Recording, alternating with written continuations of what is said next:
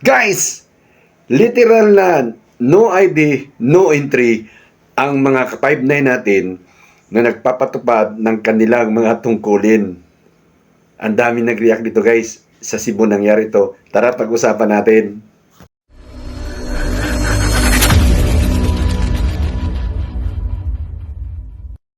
Alright guys, welcome sa Riddles TV. 14 years more or less bilang security officer, security guard. Magkakaroon tayo ng reaction video guys para lang mabigyan natin ng konting kaalaman yung ibang mga 5'9 kasama nating mga security guard kung paano tayo magpatupad ng mga kautusan ng mga boss natin sa ating trabaho para hindi naman tayo mapulaan tulad ng nangyari ngayon sa ating pag-uusapan. Pero bago ang lahat guys, baka kadadalaw lang yan sa channel ko at magulat kayo, may nakasando at mahaba ang buhok at hindi mukhang officer, hindi mukhang security guard. Kasi guys, ako po ay isa ng retired na security officer, security guard. Ako po ay nagbabahagi ng mga karanasan ko nung ako nagjo-duty at dumalaw lang kayo sa channel ko, yan ganyan sa channel ko guys. Pindutin nyo yung playlist dyan, tapos pag nakarating na kayo sa playlist, ayan playlist, nasa Security Guard Matters, na marami tayong video dyan guys, na pagkukuhaan nyo ng mga idea, mga knowledge regarding sa pagtatrabaho ng security guard. Anyway guys, ang pag-uusapan natin ngayon guys ay yung nangyari sa Cebu na isang LGBT ang involved na naman. So, tara, panoorin muna natin yung video. Ang ako ang wakoy ID diri, ang akong ika-present ra, akong passport ra. Kanon dili man ko pwede makasulod sa simbahan. Kanon di man ko pwede makasulod sa simbahan. Again, wala ko'y ID kay wako diri. The shorts ko pag mo present ko niingon siya na ganiha. Wakoy laing ID, passport ra kay wako diri gapuyo. Ano, duwa may mo nga gusto ko mosulod sa Santo Niño. Niingon siya na ko si Lady Guard, magtapis ko kay ID. Wa man ko nakaunan ako nga nakoy password, wa ko'y ID. Mo to nga ni-atras ko kay wala ko'y ID. Mo to nakaunan ako na dalam din ako kong passport. Unsa man na si mga passport? Kani personal na mo ta unsa man gender na sa mga passport? Naalang ko i-share sa nahitabo na ako dito sa Santo Niño, sa Basilica Minore del Santo Niño bago pa ako naabot. Una sa tanan, mga akong pasaylusad kay naman sa goy sayo. Una, kay pag-adto na ako sa Santo Niño, kaniliging excited ko na muduaw ninyo sa Batang Balaan. Kunya, pasulod na ko, iharang ko sa security guard, duha ka pong security guard, mayon female, kay ga-shorts ko. Ni-atras ko kay sa una, maski mag-shorts ka, makasulod ramang ka.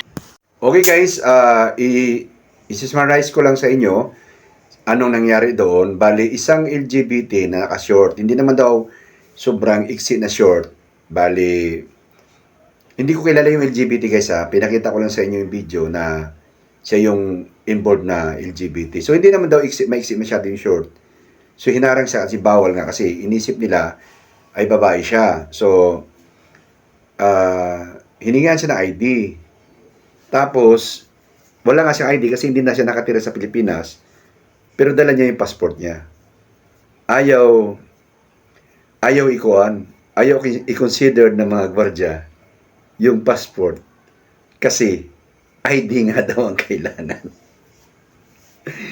So, anong nangyayari sa inyo mga sir, mga ma'am? Anyway, may kasama na naman silang pulis. So, bago ang lahat guys, yung LGBT, kinuha ng pulis na ano ang kasarian mo. Ang sabi ng kuana, male ako sa passport ko. So, pinayagan naman siya kasi nga, male nga daw siya. Ang male naman daw ay pinapayagang pumasok na naka-short. Kasi nga, sa lalaki, sa babae kasi, siguro iniiwasan kasi banal kasi yung doon. Sa Cebu kasi guys, banal yung Santo Niño doon. Talang ginagalang, kami mga Katoliko ay isa sa mga banal na mga santo namin ay ang Santo Niño. Excuse me sa mga hindi Katoliko. So, siguro iniiwasan din nila na mabastos yung lugar, nga nakashort yung babae. instead na holy yung lugar, magdadasal, papasukin mo yung mga babae na naka-short, nakakakuha ng pansin ng mga lalaki. Alam mo na mga lalaki, minsan, di ba?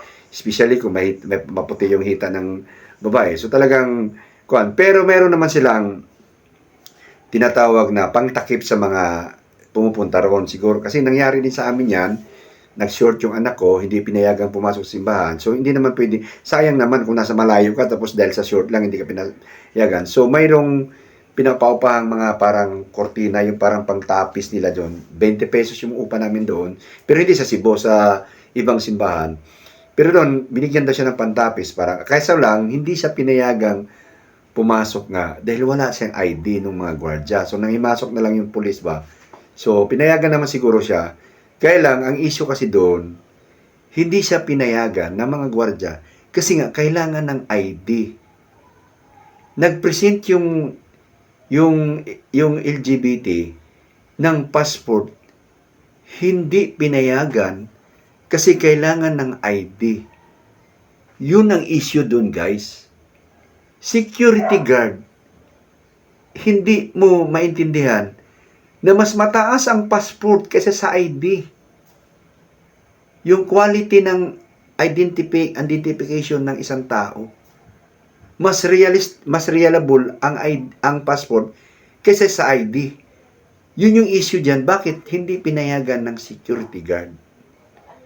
Yun nga po. Kaya ang mga natanggap na mga batikos, bakit kayo naging security guard ay hindi nyo alam kung paano kayo mag-identify na ano yung reliable na mga identification.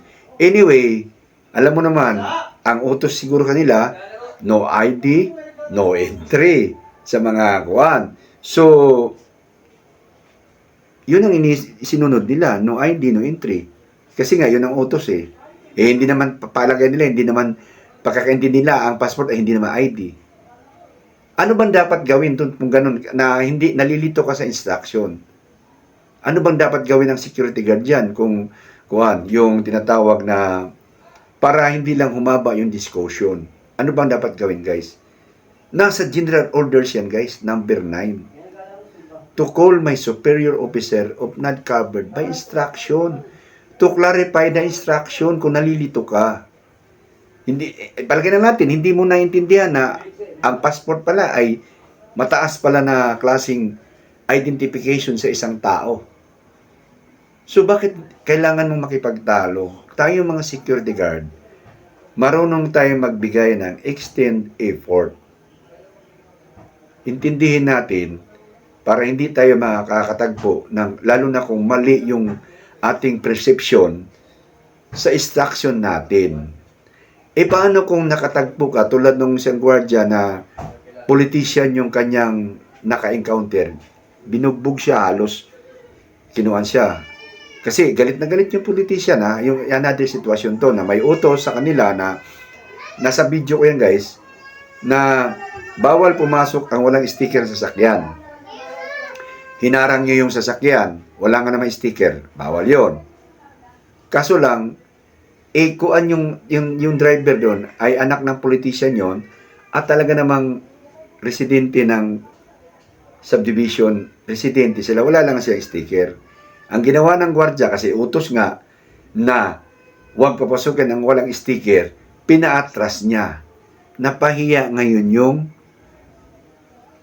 yung anak ng politiko, which is, alam mo naman, na makapangyari, may mga kuan yan, ego yan, mga pride yan. Di may nangyari nga na security guard nga, yun, binigyan nga ng leksyon.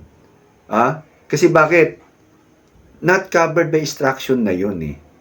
Di ba? Anong dapat gawin? Sir, sandali lang po Clarify ko lang sir kasi yun kasi yung utos sa amin sir eh. Pero dahil nga po tulad niyan, residente pala kayo sa loob. Ngayon, i-clarify mo. Pag clarify mo, sir, may taong pumapasok dito na residente siya, kaso lang yung sasakyan niya walang sticker. Ano po pong dapat kong kandit sir? Kasi nga, nagpupumilit po ako na po ang inaaway. Anong gagawin? Pag sinabing, hindi, paatrasin mo yan, paalabasin mo yan. Yun ang gamitin mo. Sir, pasensya na po kayo kasi alam naman po ninyo na utusan lang po ang gwardiya rito.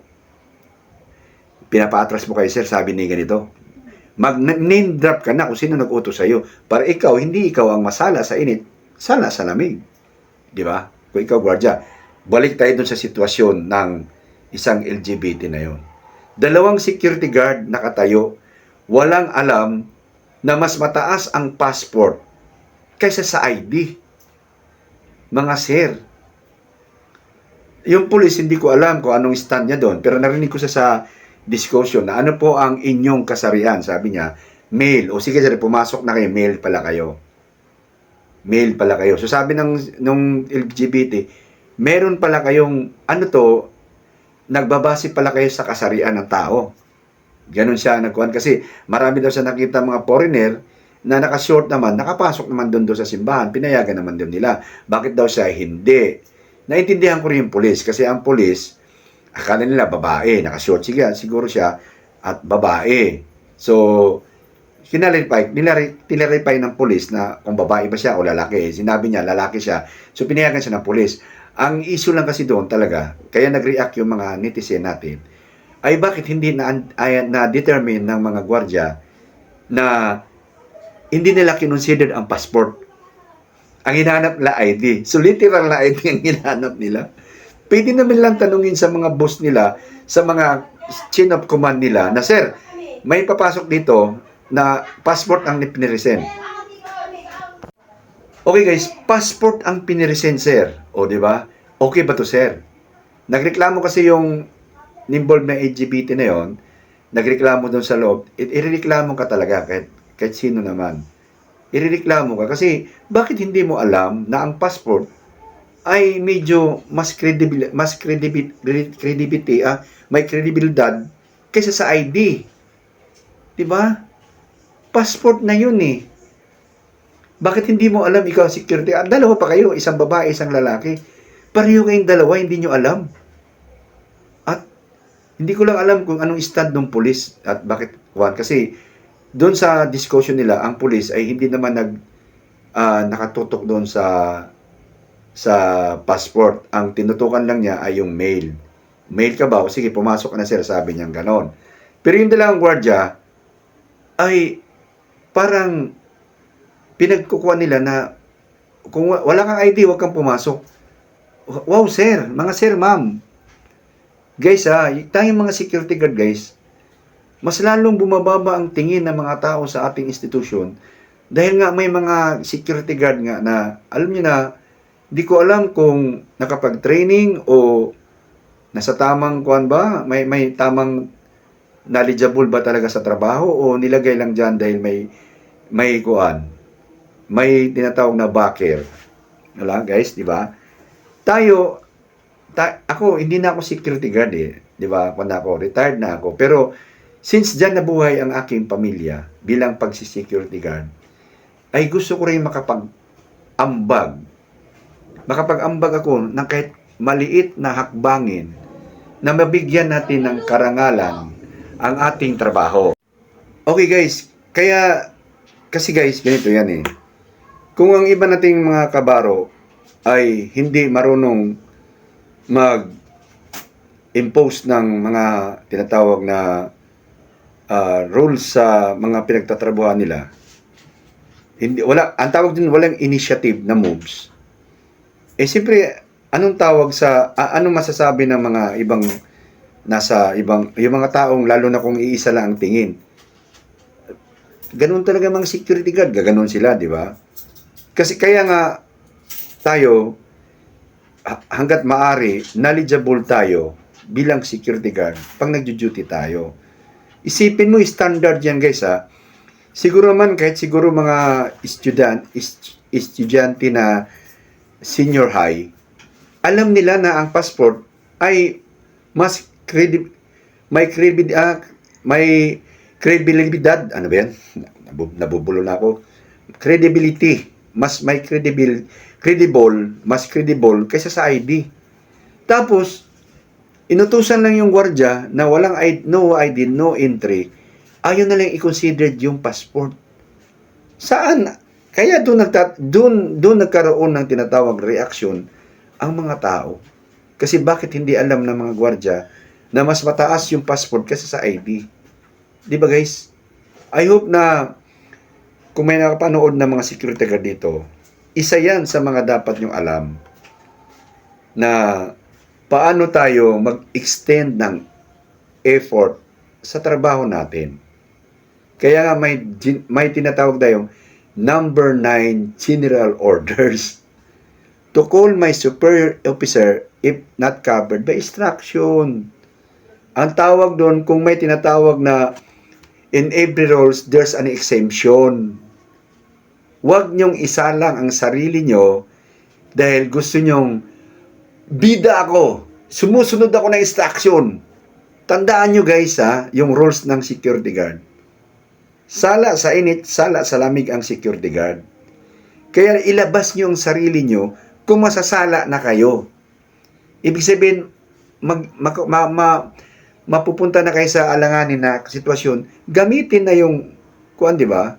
Gamitin mo na yung option natin as a security guard na ang call the superior officer. Di ba? Para kung may exemption man sa roles, hindi tayo yung magdi-decide doon, kundi ang mga chain of command natin. Ngayon, kung manindigan sila, hindi, yan ang utos namin. O di, name drop mo sila.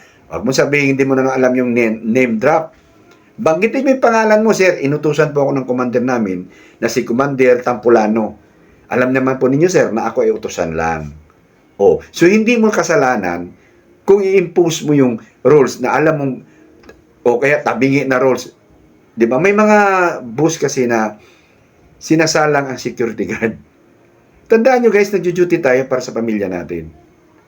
Eh kung ikaw naman ay masalang, maalanganin ka, para saan pa nag-duty ka tapos maalanganin ka naman, maalagay ka sa sitwasyon na reklamo ka, nakasuhan ka pa.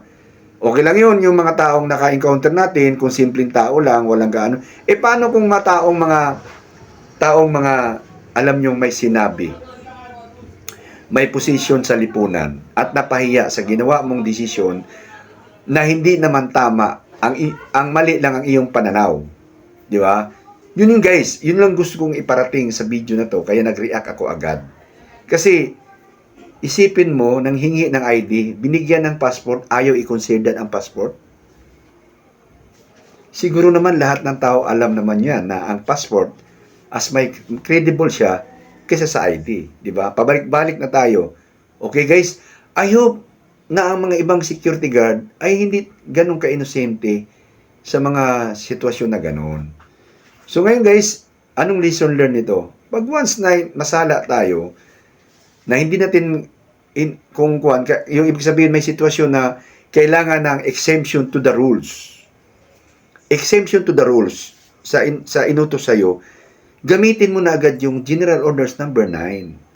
Hindi tayo ang magbibigay ng exemption. Ang magbibigay ng exemption ay yung chain of command natin, yung nag-utos sa atin. Pagka nanindigay yung nag-utos sa atin, wala akong pakialam dyan kung sino yung Tampulano na yan, basta ang sabi ko, wag niyong papasukin. O di inindrap mo na siya para sila ang mag-away, hindi ikaw ang awayin. Sir, hindi po ako kasi nagtrabaho lang po ako. Sir, utusan lang po ako rito na sa mga rulings na gusto nilang ipatupad. Alam naman niyo sir, tumawag na po ako.